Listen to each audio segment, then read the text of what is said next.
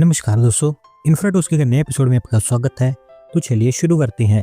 पहली खबर की शुरुआत करते हैं डिफेंस सेक्टर से, जहां पर दोस्तों हमारी डिफेंस एक्विजिशन काउंसिल के द्वारा 10 और डिफेंस प्रपोजल्स को अप्रूवल दे दी गया देश के अंदर, और अभी 1.05 लाख रुपीस खर्च करके देश में और डिफेंस वेपन्स को खरीदा जाएगा। दोस्तों थोड़ा सा आपको डिटेल में बताऊं तो 30,000 करोड़ रुपीज तो यहाँ पर quick reaction surface to air missile के ऊपर खर्च किए जाएंगे, जो हमारी इंडियन आर्मी के लिए खरीदी जाएगी। इसके अलावा recovery vehicles, electronic warfare system, integrated common inventory management system और कई तरह के यहाँ पर वेपन्स खरीदे जाएंगे, जिसमें से ज़्यादातर चीज़ें हमारी इंडियन नेवी के लिए होंगी और बाकी बचे हुए वेपन्स हमारी इंडियन आर्मी के लिए होंगे। अगली दोस्तों अपडेट फाइनेंशियल कैपिटल मुंबई से है, जहाँ पर दोस्तों बृहन मुंबई म्युनिसिपल कॉर्पोरेशन ने डिसाइड किया कि वो एक टेक्सटाइल म्यूजियम को सेटअप करेंगे मुंबई के अंदर, और इसको लेकर अभी एक्सप्रेशन ऑफ इंटरेस्ट इन्वाइट कर लिया गया है। दोस्तों बेसिकली बीएमसी चाहती है कि इस म्यूजियम को देश के चैरिटेबल ट्रस्ट और सोसाइटीज मिलकर डेवलप करे। पब्लिक और प्राइवेट कंपनीज उनके सीएसआर इनिशिएटिव के अंतर्गत भी इसको डेवलप कर सकते हैं। बाइकुला ईस्ट में इंडिया यूनाइटेड मिल की साइट पर ये बनकर तैयार होगा, जो फैला होगा 44,000 स्क्वायर मीटर की एरिया में। रिक्रिएशनल फैसिलिटीज यहाँ पर बनाई जाएंगी, जैसे कि म्यूजिकल फाउंटेन, एक एम्फी थिएटर, ऐसी कुछ चीजें यहाँ पर मिलकर तैयार होंगी। 80 से 100 करोड़ रुपीज के आसपास यहाँ पर खर्च आएगा। देखना यह है कि आगे बढ़ पाता है या फिर नहीं। अगली दोस्तों अपडेट आंध्र प्रदेश से है, जहाँ पर दोस्तों आंध्र प्रदेश के मुलपेटा पोर्ट को एक इंडस्ट्रियल हब में कन्वर्ट किया जाएगा, और अभी आंध्र प्रदेश सरकार 2.3 लाख करोड़ रुपीस के इन्वेस्टमेंट प्रपोजल्स को यहाँ पर एग्जामिन कर रही है। दोस्तों आंध्र प्रदेश की मुलापेटा पोर्ट अभी एक under construction deep sea port है, तो श्रीकाकुलम डिस्ट्रिक्ट में बनकर तैयार हो रही है। अभी ऐसा बताया गया है कि 7,000 एकड़ के एरिया में यहाँ पर इंडस्ट्रियल यूनिट्स तैयार की जाएंगी, जिनके बारे में अगर मैं आपको थोड़ा सा डिटेल में बताऊं तो 90,000 करोड़ रुपीस यूएस बेस्ड एक्सिस मोबिल के द्वारा, 90,000 करोड़ रुपीस ही इंडियन कंपनी हल्दिया पेट्रोकेमिकल्स के द्वारा, 20,000 crore rupees UK based Yamuna के द्वारा, जबकि 30,000 करोड़ रुपीस की investment Indian company Kalyani steel के द्वारा की जाएगी। ग्रीन अमोनिया, स्टील, पेट्रोकेमिकल्स और प्लास्टिक यहाँ पर प्रोड्यूस करने की बात की गई है, और ये one of the biggest factories होंगी आंध्र प्रदेश के अंदर, जहाँ पर एक एक फैक्ट्री के थ्रू हजारों में जॉब जनरेट हो पाएंगी।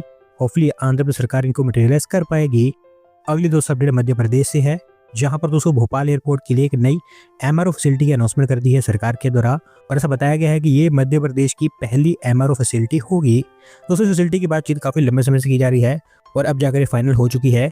भोपाल एयरपोर्ट प्रीमाइसेस पर इसको बनाया जाएगा, और ये फैली होगी 1.5 एकड़ के एरिया में, जहाँ पर अलग अलग टाइप के रीजनल जेट्स और नैरो बॉडी प्लेन्स की ओवरहोलिंग का काम किया जाएगा।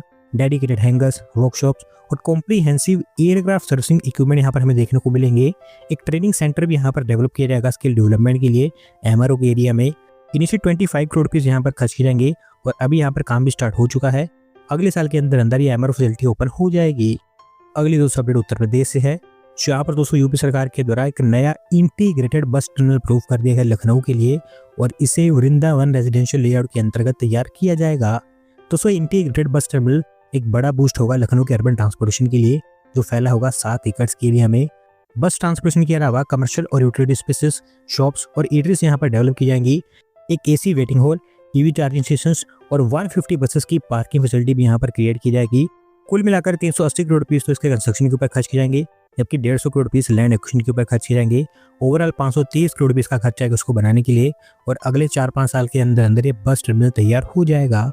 अगली दोस्तों सिमिलर अपडेट बेंगलोर से है, जहाँ पर दोस्तों Karnataka state road transport corporation ये प्लान कर रही है कि आइकॉनिक कैंपेगौड़ा बस स्टेशन को डेवलप किया जाए, और अभी उनका प्लान है कि इसको रीडेवलप करके एक इंटर मॉडल ट्रांसपोर्ट हब बना दिया जाए।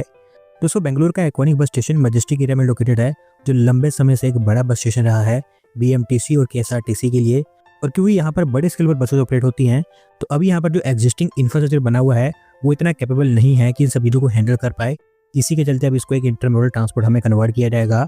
40 एकड़ के एरिया में फैला होगा, जहां पर बस ट्रांसपोर्टेशन के लिए 3 टर्मिनल्स बनाए जाएंगे। इसके अलावा मेट्रो और रेलवे सर्विसेज भी यहाँ पर इंटीग्रेट की जाएंगी। अभी कंसल्टेंट हायरिंग को लेकर केएसआरटीसी के द्वारा टेंडर फ्लोट किए गए हैं, जो यहाँ पर डीपीआर प्रिपेयर करेगा, और एक बार जब वो तैयार हो जाती है तो हमें और चीज़ें क्लियर होती हुई दिखाई देंगी। अभी दोस्तों फिर से अपडेट मध्य प्रदेश से है, जहाँ पर दोस्तों मध्य प्रदेश सरकार के द्वारा सेंट्रल विस्टा अप्रूव कर दिया गया है मध्य प्रदेश की स्टेट कैपिटल के लिए, और इसे दिल्ली के सेंट्रल विस्टा प्रोजेक्ट के लेंस पर ही बनाया जाएगा। दोस्तों बेसिकली मध्य प्रदेश सरकार दिल्ली की तरह एक पूरा सेंट्रल सिस्टम बनाना चाहती है स्टेट कैपिटल के अंदर, जिसके लिए एग्जिस्टिंग सतपुड़ा और विंध्याचल भवन्स को डिमोलिश किया जाएगा। मध्य प्रदेश हाउसिंग बोर्ड को यहाँ पर नोडल एजेंसी बनाया गया है, जिनका कहना है कि ऑलमोस्ट 32,000 लोग और 8 स्लम क्लस्टर्स को यहाँ पर रिहेबिलिटेट करना पड़ेगा। ओवरऑल 800 करोड़ रुपीस के आसपास यहाँ पर खर्चा आएगा, और एक बार जब ये बन जाता है तो मध्य प्रदेश सरकार के सभी डिपार्टमेंट्स आपको एक सिंगल जगह पर देखने को मिलेंगे। और अभी क्योंकि अप्रूवल मिल गई है तो अगले 2 महीने के अंदर अंदर इसकी डीपीआर तैयार हो जाएगी और फिर उसी के बेसिस पर इसको सेंट्रल विस्टा की लाइन्स पर डेवलप किया जाएगा। आज के काफ़ी update Mumbai Ahmedabad high speed rail corridor को लेकर है, जहां पर दोस्तों NHAI ने डिसाइड किया है कि Mumbai Ahmedabad high speed rail line को मुंबई मेट्रो की 2 मेट्रो लाइन से भी कनेक्ट किया जाएगा और इसको लेकर एक टनल और एक फुट ओवर ब्रिज अप्रूव कर दिया गया है। दोस्तों बेसिकली BKC स्टेशन के थ्रू ये काम किया जाएगा, जहां पर NHRCL, MRDA और MMRCL के साथ में मिलकर ये काम करेगी। मेट्रो लाइन 3 को कनेक्ट करने के लिए 1.1 किलोमीटर लंबी एक अंडरग्राउंड टनल बनाई जाएगी, जो कि बड़ी स्टेरियन टनल होगी, लोग चलकर यहाँ पर जा पाएंगे। इससे लाइन 3 का कोटक BKC स्टेशन कनेक्ट हो जाएगा। 100 से 150 करोड़ रुपीज के आसपास यहाँ पर खर्च किए जाएंगे। सिमिलरली मेट्रो लाइन 2B को भी यहाँ पर लिंक किया जाएगा एक फुट ओवर ब्रिज के थ्रू। 50 से 100 मीटर लंबा फुट ओवर ब्रिज यहाँ पर बनकर तैयार होगा, जो लाइन 2B के IL and FS metro station को कनेक्ट करेगा। और अभी क्योंकि BKC के अंदर हाई स्पीड रेल स्टेशन का कंस्ट्रक्शन किया जा रहा है, तो जल्द इन दोनों प्रोजेक्ट्स के ऊपर भी काम स्टार्ट हो जाएगा। दोस्तों आज की वीडियो में बस इतना ही।